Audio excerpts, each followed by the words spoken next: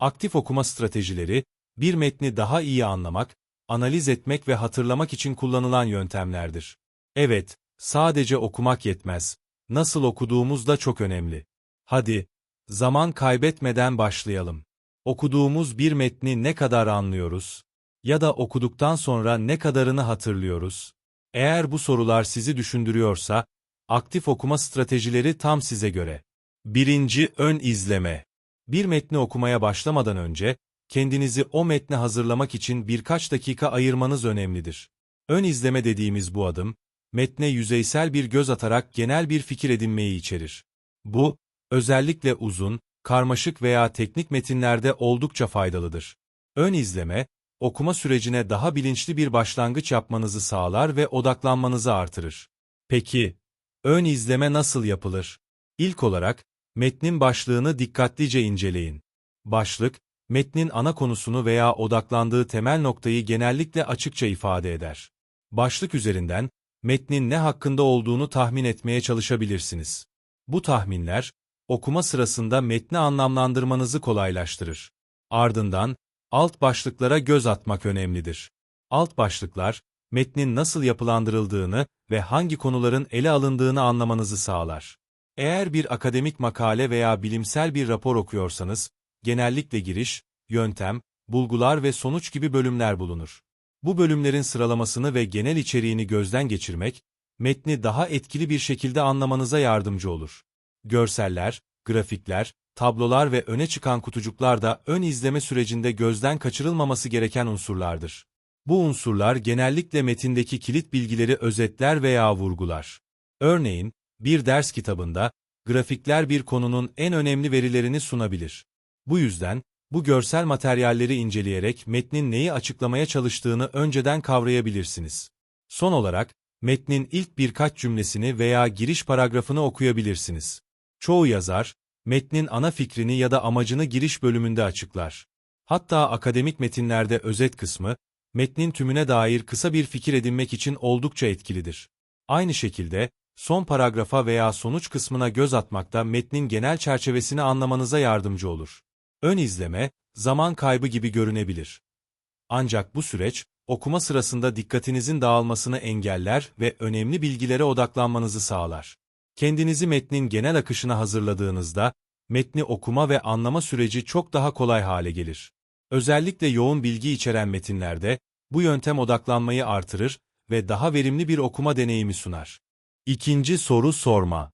Okuma sırasında kendinize sorular sormak, hem dikkat düzeyinizi artıran, hem de okuduklarınızı daha iyi anlamanızı sağlayan etkili bir stratejidir. Soru sorma, pasif bir şekilde metni gözden geçirmenin ötesine geçerek, beyninizi aktif bir öğrenme sürecine dahil eder. Bu yöntemde temel amaç, okuduğunuz metinle aranızda bir diyalog kurmaktır. Sanki bir öğretmen karşınızda durmuş size bu metin neden önemli ya da bu bilgi hangi bağlamda kullanılır gibi sorular soruyor gibi düşünün. Bu yaklaşım, metne daha fazla dikkat etmenizi sağlar ve okumanızı bilinçli bir şekilde yönlendirir. Peki, bu soruları nasıl oluşturabilirsiniz? Öncelikle, metni okumaya başlamadan önce, başlık ve alt başlıklardan yola çıkarak kendinize temel sorular yöneltebilirsiniz. Örneğin, bir tarih kitabı okuyorsanız, bu olay neden bu kadar önemliydi? Ya da bu dönemde yaşananlar günümüzü nasıl etkiliyor gibi sorular sorabilirsiniz. Bu tür sorular, metni sadece okumak yerine onunla düşünsel bir bağ kurmanıza yardımcı olur. Okuma süreci boyunca da sorular sormaya devam etmek gerekir. Özellikle önemli bir cümle ya da paragraf okuduğunuzda, bu bilgi metnin ana fikrine nasıl hizmet ediyor? Veya bu argüman hangi kanıtlara dayanıyor? Gibi sorular sorarak metnin detaylarını daha iyi kavrayabilirsiniz. Bu süreç, yalnızca bilgiyi ezberlemek yerine, o bilgiyi anlamlandırmanıza ve kritik bir gözle değerlendirmenize olanak tanır. Ayrıca, bu sorular, metindeki eksik ya da çelişkili noktaları fark etmenizi de sağlayabilir. Örneğin, yazar burada neden bu noktaya değinmedi? Gibi bir soru, metindeki boşlukları ve yazının hangi bağlamda yazıldığını anlamanıza yardımcı olabilir. Soru sorma süreci, okuma bittikten sonra da devam edebilir. Metni bitirdiğinizde kendinize dönüp, bu metnin ana fikri neydi? Ya da hangi noktalar benim için yeni veya önemliydi? Diye sormak, öğrendiklerinizi pekiştirir. Hatta öğrendiklerinizi başkalarına anlatmaya çalışmak, sorularınızın cevaplarını ne kadar iyi kavradığınızı test etmenin mükemmel bir yoludur. Sonuç olarak, soru sorma stratejisi, okuma sürecinizi tamamen değiştirebilir. Metni sadece takip etmek yerine, onunla aktif bir şekilde etkileşim kurarsınız. Bu da okuma sürecini daha anlamlı ve keyifli bir hale getirir. Özellikle karmaşık veya yoğun bilgi içeren metinlerde, bu yöntem hem anlamayı kolaylaştırır, hem de okuduklarınızı hafızanızda daha kalıcı hale getirir. Unutmayın, doğru sorular sormak, doğru cevaplara ulaşmanın ilk adımıdır. 3. Not alma ve özetleme. Not alma ve özetleme, bir metni anlamanın ve hatırlamanın en etkili yollarından biridir. Bu iki yöntem, okuma sırasında ve sonrasında öğrendiğiniz bilgileri düzenli bir şekilde zihninizde tutmanıza yardımcı olur. Ancak, bu tekniklerin gerçekten işe yaraması için doğru şekilde uygulanması önemlidir. Düzgün bir not alma ve özetleme süreci, yalnızca metni anlamanızı derinleştirmekle kalmaz, aynı zamanda bilgileri uzun vadede hatırlamanızı da kolaylaştırır. Bir metni okurken not almak, sadece kağıt üzerinde birkaç kelime karalamak anlamına gelmez. Bu süreç, metni aktif bir şekilde incelemenizi ve anlamanızı sağlar.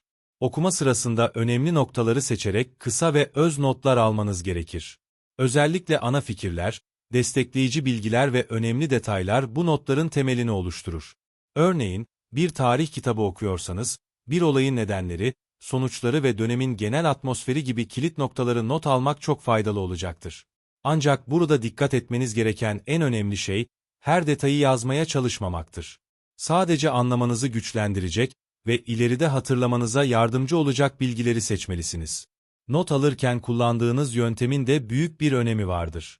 Bazı insanlar metnin kenarına küçük notlar almayı tercih ederken, bazıları bir defter veya dijital bir uygulama kullanmayı tercih edebilir. Renkli kalemler ya da semboller kullanarak önemli yerleri vurgulamak da oldukça etkili bir yöntemdir. Örneğin, ana fikirlerin altını çizebilir. Sorular için farklı bir işaretleme yöntemi kullanabilirsiniz. Bu şekilde, notlarınızı daha görsel hale getirerek hem öğrenme sürecini kolaylaştırır, hem de geri dönüp baktığınızda bilgiyi hızlıca hatırlamanızı sağlarsınız. Not almanın ardından, özetleme süreci devreye girer. Özetleme, metni kendi kelimelerinizle yeniden ifade etmek anlamına gelir. Bu, okuduklarınızı gerçekten anlayıp anlamadığınızı test etmenin en iyi yollarından biridir. Bir metni okurken farkında olmadan pasif bir şekilde ilerleyebilirsiniz. Ancak özetleme, bilgiyi kendi bakış açınıza göre yeniden düzenlemenizi gerektirir. Bu da metni anlamanızı derinleştirir. Özet çıkarmanın en önemli noktası, gereksiz detaylardan arınmış, kısa ve öz bir şekilde metnin temelini ifade etmektir. Örneğin, bir biyografi kitabı okuyorsanız, kişinin hayatındaki en önemli olayları ve bu olayların neden önemli olduğunu belirterek kısa bir özet çıkarabilirsiniz. Bu özet, hem kitabın ana fikrini kavramanızı sağlar, hem de ileride kitaba geri dönmek istediğinizde zaman kazanmanıza yardımcı olur. Özetleme aynı zamanda metni başkalarına anlatmak için de oldukça faydalıdır. Örneğin, bir öğrenciyseniz, öğrendiğiniz bilgileri sınıfta arkadaşlarınıza ya da öğretmenlerinize özetle sunmanız gerekebilir. İşte bu noktada, güçlü bir özetleme becerisi devreye girer. Sonuç olarak, not alma ve özetleme, okuma sürecinin vazgeçilmez iki adımıdır. Notlarınız, okuma sırasında öğrendiğiniz bilgilerin temelini oluşturur ve bu bilgiler özetleme sürecinde organize edilip anlamlandırılır.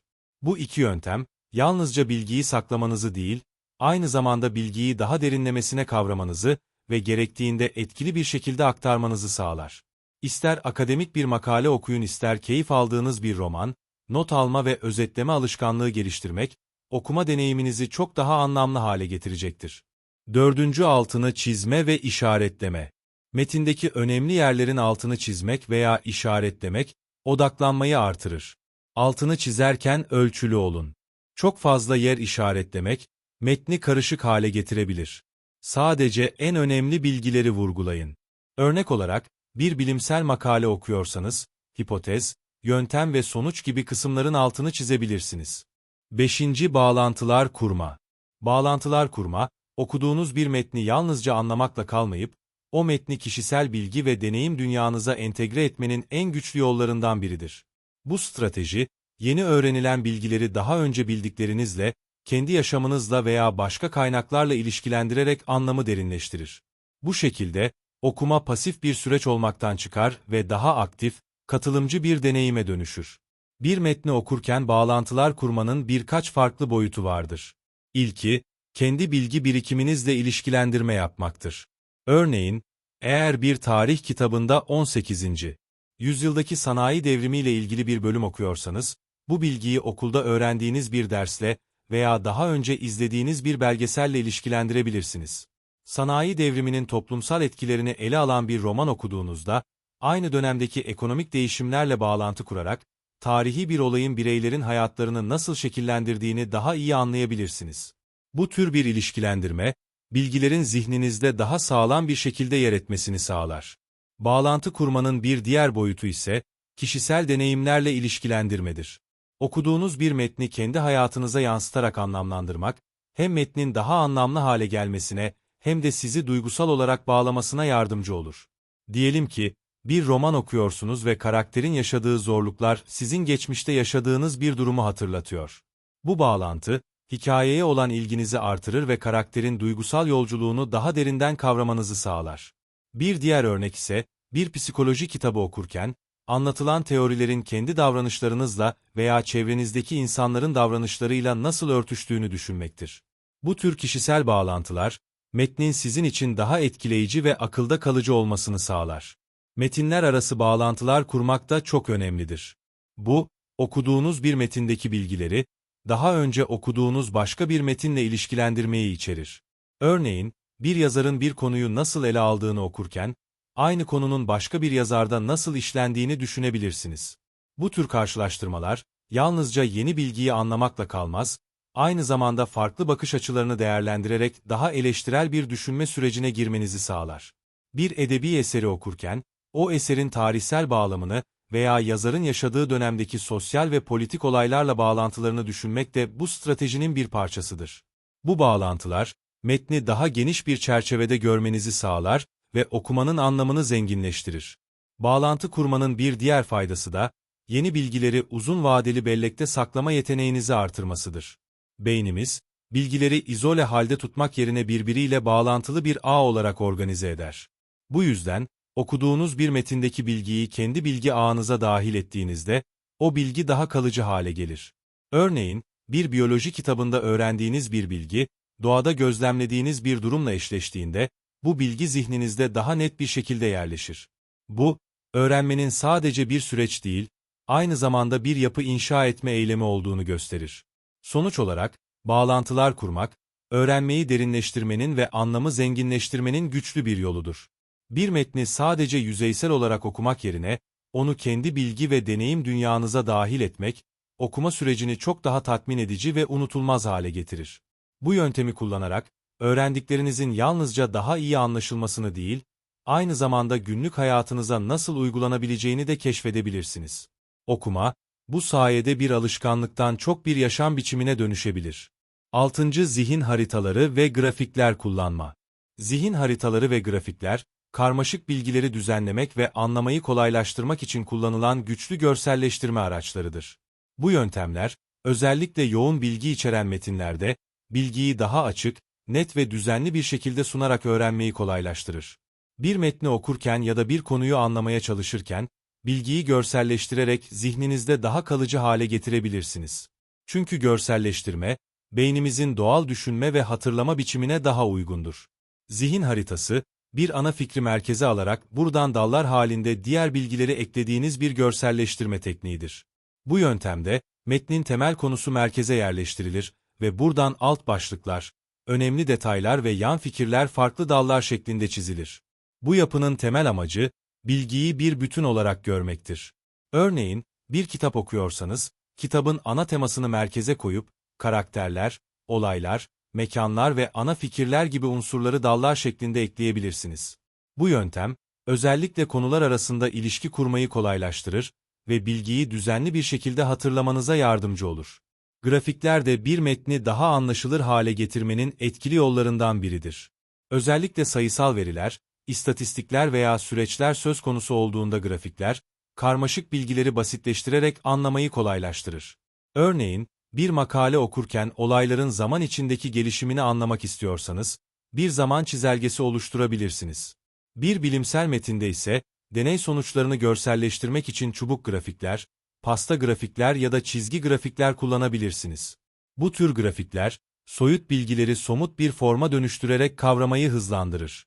Zihin haritaları ve grafikler kullanırken yaratıcı olmak önemlidir. Herkesin öğrenme tarzı farklıdır.